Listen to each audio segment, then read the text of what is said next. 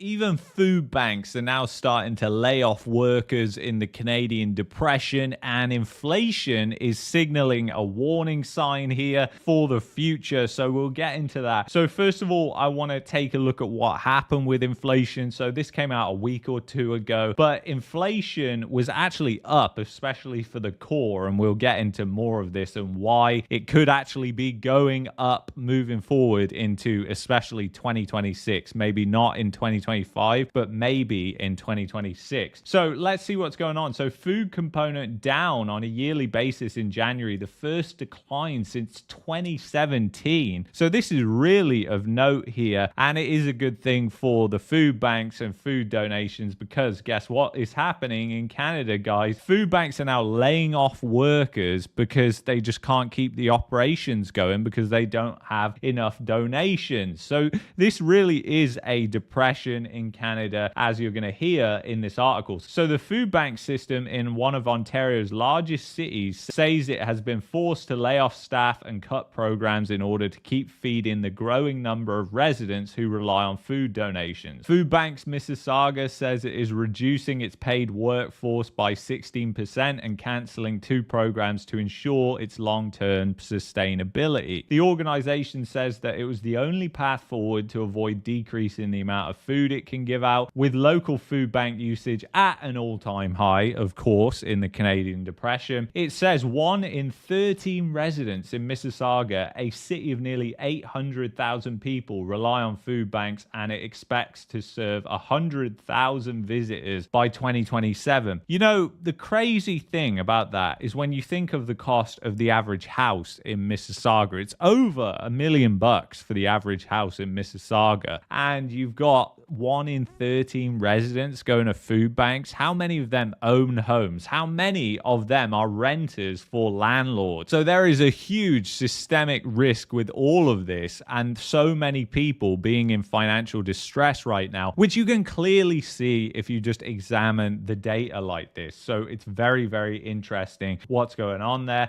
So Food Banks Mississauga says demand for emergency food has grown faster than donations received, and its money cannot stretch as far. So the good news there is that at least the food prices are coming down, although who knows whether that's actually going to continue with everything else that's going on. So now I want to take a look at what happened with inflation. So it ticked up ever so slightly. The year-over-year number is now 1.9%, up from 1.8%, but it's the core number that really went up. So you can see the core number here, January 2025, is 2.1%, and the last time it was 2.1% was nearly a year ago in February of 2024. So 2.1%, it's a huge increase on where we've been, but it's nowhere near what we had in 2022, 2023. And obviously, guys, we know that this is a fake number, but it gives us an idea of the overall trend. And now I want you to connect the dots on what you think is going to happen with inflation moving forward. Obviously, we're still feeling the effects of the fact that the Bank of Canada has crushed the economy. The economy is only going to get worse, and that means disinflation, deflationary forces are at play. But the tailwind is only increasing for inflation risks because of what's happening with the tariffs, and it's going to be really interesting to see what happens with that. So January 2025, 0.4% for inflation month over month, and just 0.1% for the broad basket. But what's really interesting is looking at PPI prices right now. So producer prices are up hugely,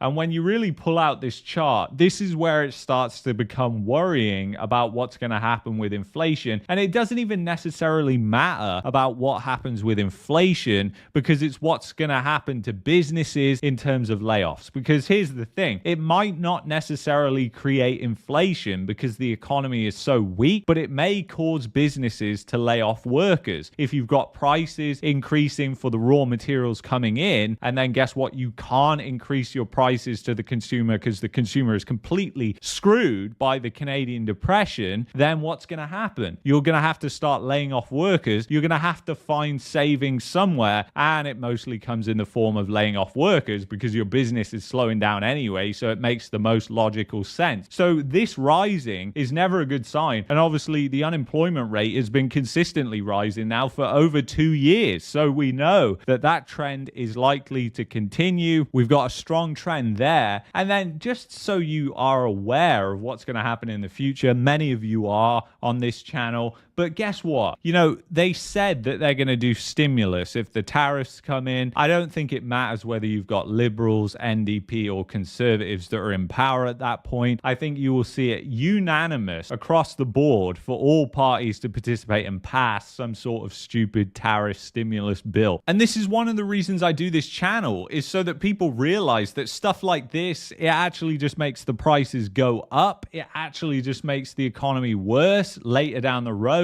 And you're not really actually achieving anything apart from virtue signaling doing stuff like this. The government doesn't produce, they only take away from the production. And you know, you can go into the United States and guess what? They're on about doing stimulus there too. They're on about sending $5,000 checks out, and they're saying that it's a Doge refund or whatever it is. It's just a rebranding, guys, of stimulus checks, essentially. If every American household gets $5,000, that is going to impact inflation. Now, it might not be a massive impact like we had during the pandemic, because obviously that was coupled with other factors, that was people weren't actually producing those goods and services. But you could very much see that if there's an economic slowdown, because if there's a major economic slowdown, which we already know is happening, look around you, look at China, look at the United States, all the economies are collectively slowing down. The UK is in recession. You've got EU economies slowing down as well. So the global economy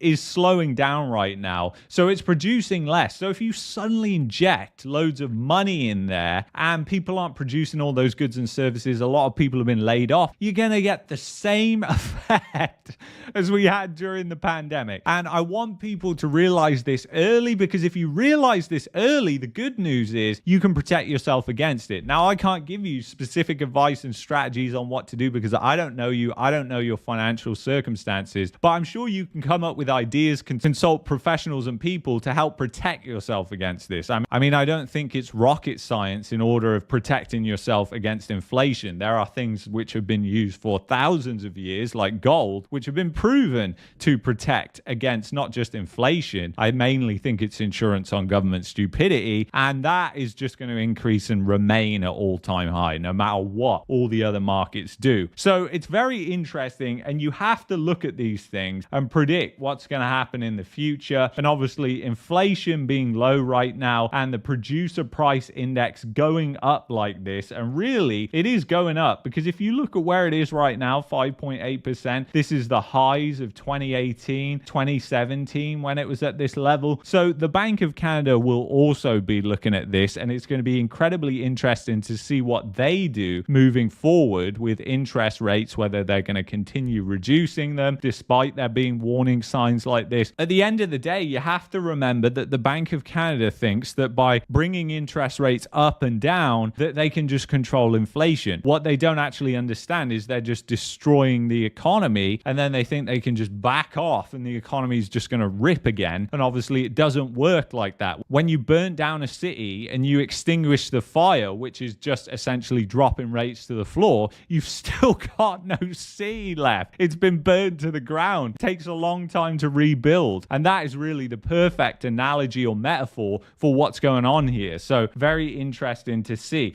So anyway, guys, I want to thank you so much for watching this video. If you've enjoyed this video here, I'd highly recommend that you check out this video here. And if you want to help support my work, please go to buymeacoffee.com/marketmania. You will also get access to all the new videos and content that I produce on there as well. Thank you very much. I will